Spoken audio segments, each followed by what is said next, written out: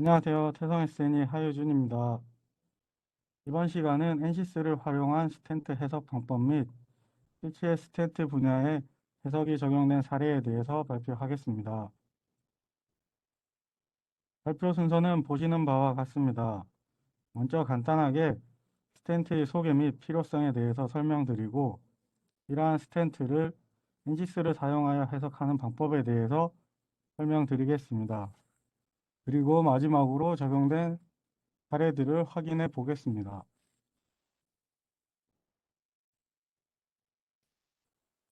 스텐트 해석을 위해서 필요한 스텐트에 대한 소개 및 스텐트의 필요성과 특징에 대해서 설명드리겠습니다. 최근 성인 2명 중 1명 이상이 혈관 질환을 앓고 있습니다.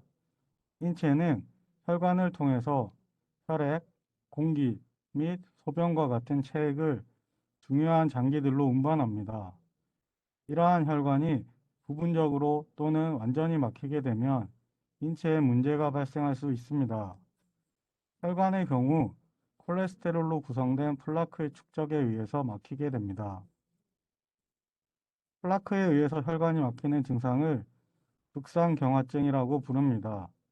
동영상을 통해서 혈관이 막히는 과정을 확인할 수 있습니다.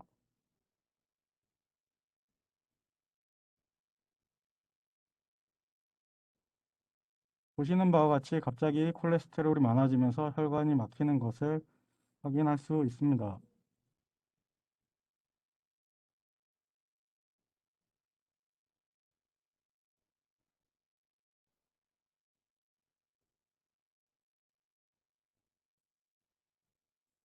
막힌 혈관을 치료하는 방법은 여러 가지가 있지만 이 중 간단한 시술로 적용 가능한 방법으로 가장 많이 사용되는 방법이 풍선혈관 성형술입니다. 풍선혈관 성형술은 혈관이 막힌 곳으로 풍선을 전달하고 원하는 위치에 도달하면 풍선을 팽창시켜 혈관을 확장시키는 시술입니다. 아래 왼쪽 동영상을 통하여 과정을 확인할 수 있습니다. 오른쪽 동영상은 풍선혈관 성형술에 추가적으로 스텐트가 적용된 경우입니다.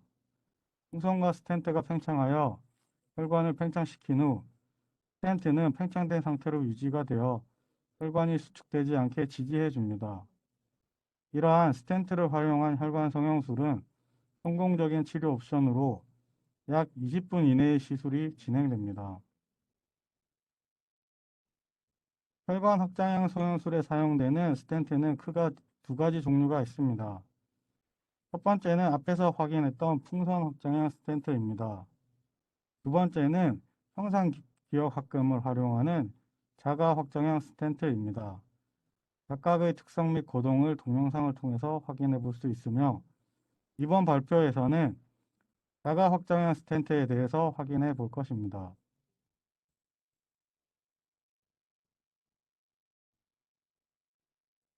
자가 확장형 스텐트의 필요 특성에 대해서 살펴보겠습니다.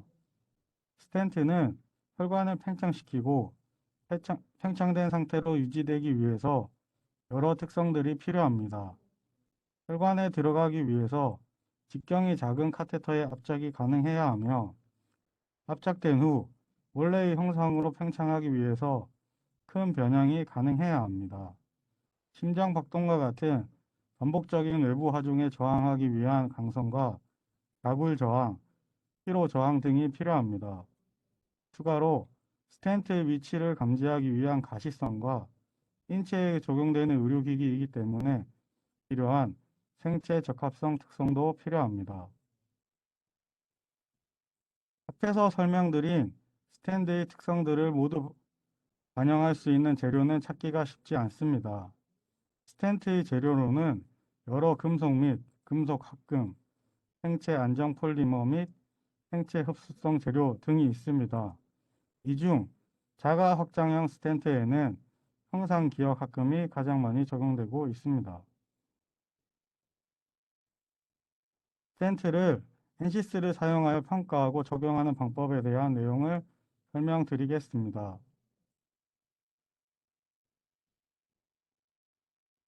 해석 방법을 확인하기에 앞서 먼저 스텐트의 제작 과정을 알아보겠습니다.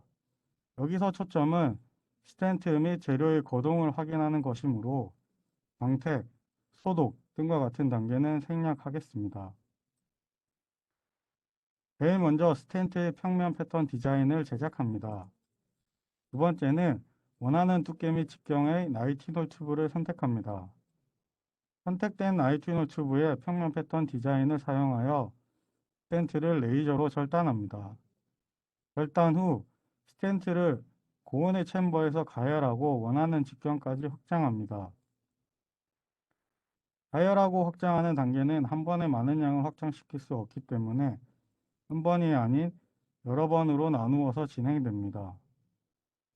초기 나이티놀 튜브를 크게 만들면 굳이 확장 과정이 필요 없지만 나이티놀 튜브의 가격이 높기 때문에 이러한 확장 과정을 거치게 됩니다.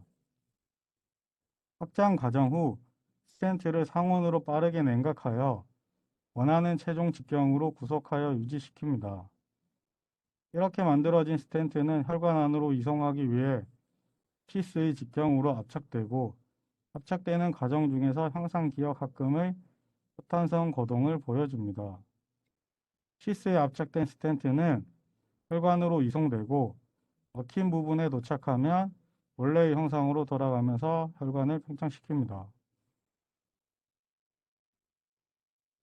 실제 물리적 단계를 모사하기 위해서 해석적으로 접근하는 단계입니다.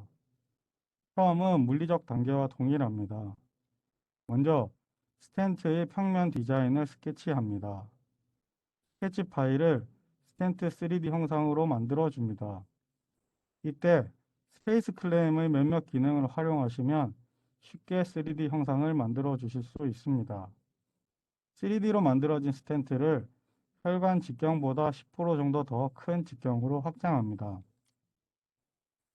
이렇게 확장된 형상을 초기 조건으로 하는 새로운 해석 시스템을 제작합니다.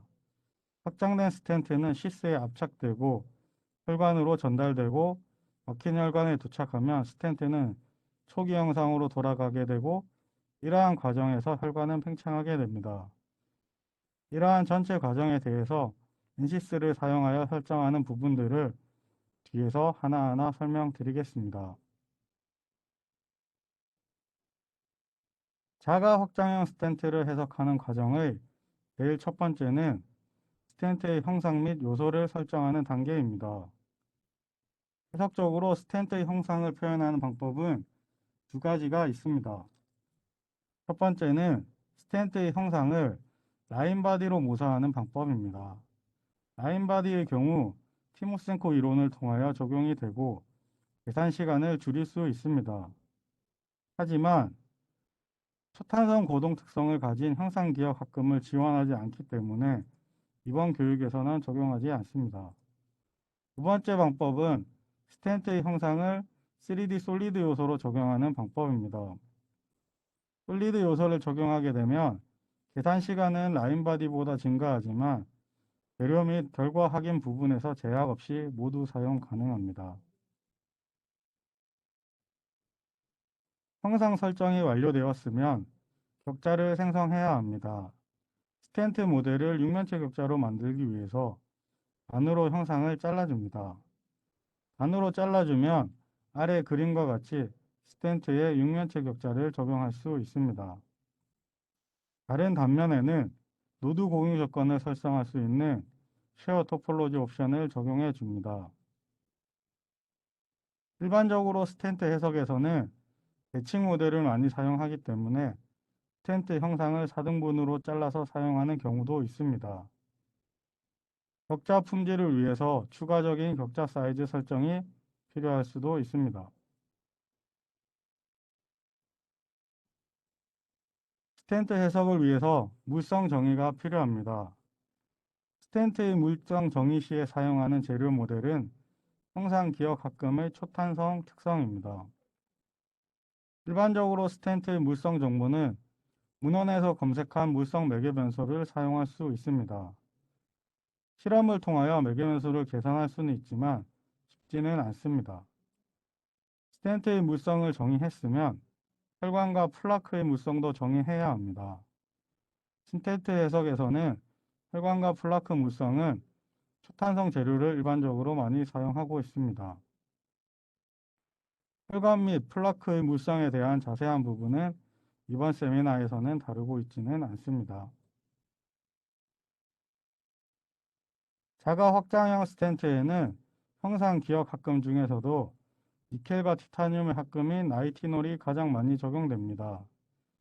나이티놀은 형상 기억 합금이며 두 가지 특성, 형상 기억 효과와 촉산성 효과를 가지고 있습니다.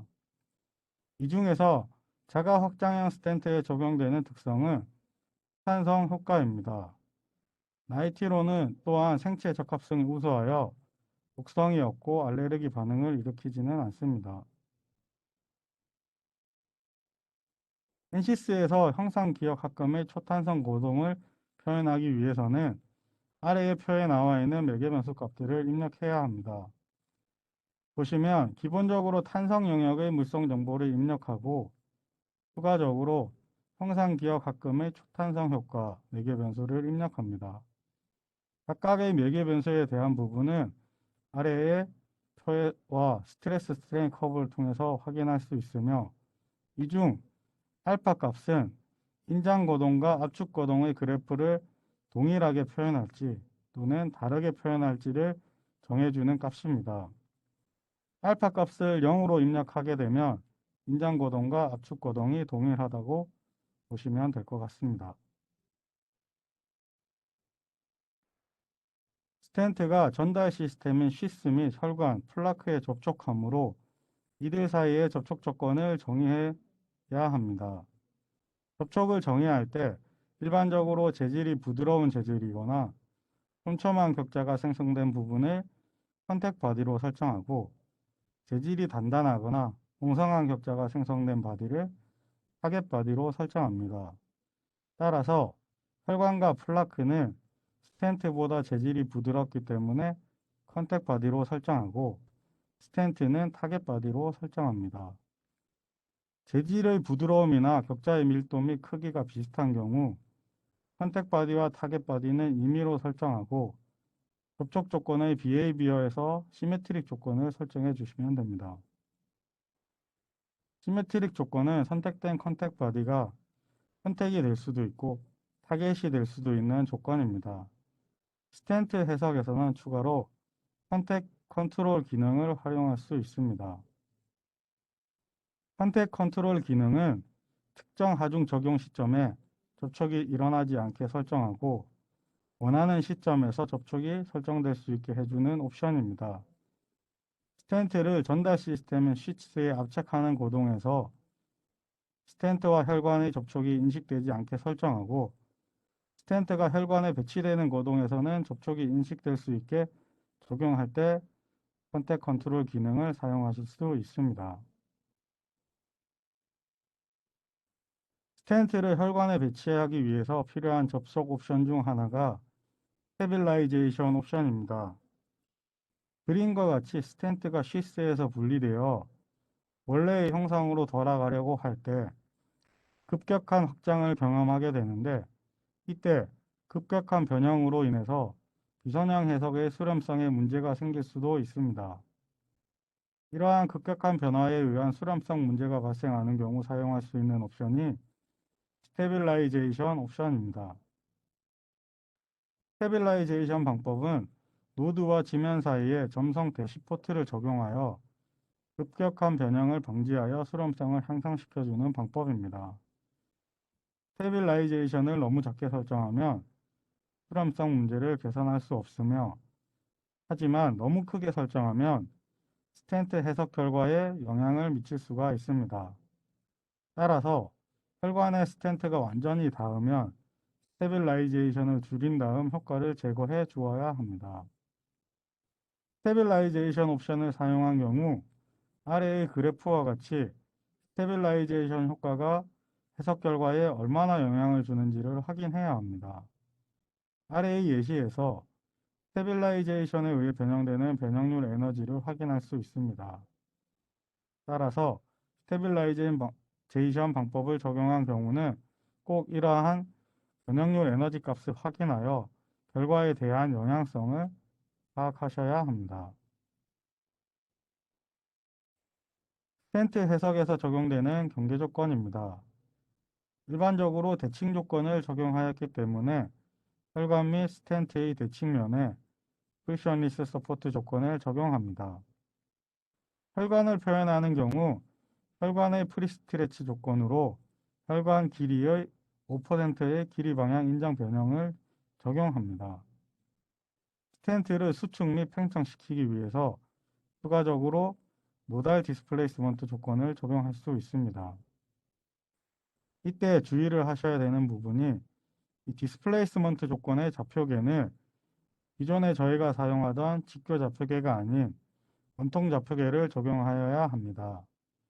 마지막으로 심장 박동에 의한 이완기와 수축기의 압력을 적용합니다. 스텐트를 혈관에 배치하는 해석은 앞에서 설명한 경계 조건을 하나의 단계로 적용할 수도 있지만 다양한 하중 시나리오를 위해서 여러 개의 하중 단계로 나누어서 진행이 됩니다. 아래의 그림은 5개의 단계로 나누어서 하중을 적용한 경우입니다. 스텐트를 전달 시스템인 시스에 압착하는 과정, 혈관을 길이 방향으로 인장하는 과정, 스텐트를 혈관에 배치하는 과정, 이완기와 수축기의 압력이 적용되는 과정 등으로 표현합니다. 이렇게 하중의 단계를 나누어 주면 각 단계별 추가적인 설정을 할 수 있기 때문에 좀 더 효율적으로 대화할 수 있습니다. 하중 단계의 설정이 완료되었으면 추가적인 해석 설정이 필요합니다.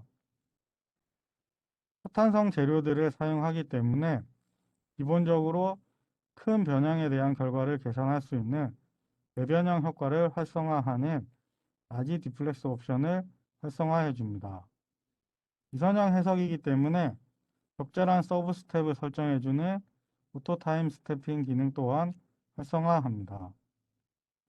솔버 타입은 비선형성이 크기 때문에 스파스 다이렉트 솔버를 선택해 줍니다. 엔시스 메카니컬에서는 솔버 타입을 2가지 선택할 수 있습니다. 스텐트 해석에서 사용하는 스파스 다이렉트 솔버는 계산식의 강성 행렬을 바로 푸는 방법이어서 비선형성이 크거나 견고한 해석에서 사용하는 솔버이고, PCD 솔버는 계산식의 강성 행렬을 적절한 변수값들을 넣어가면서 계산식을 풀어가는 방법으로 형상이 큰 물체의 고동을 확인할 때 많이 사용합니다. 마지막으로 리스타트 기법을 활용하여 계산 시간을 절약할 수 있습니다. 파일 크기 및 디스크 공간 관리를 위해서 출력되는 결과 항목에 대한 부분도 제어할 수 있습니다. 비선형 해석이기 때문에 수렴을 위해서 여러 번의 계산이 필요하며 그에 따른 결과 항목들도 여러 개가 저장이 됩니다. 여러 개의 결과들 중 필요한 결과만 출력할 수도 있습니다. 예를 들어 각 하중 단계에 대해 모든 결과를 저장하지 않고 동일한 10개의 간격으로 결과의 수를 제어하면 결과 파일의 크기가 7기가에서 3기가로 감소시킬 수도 있습니다.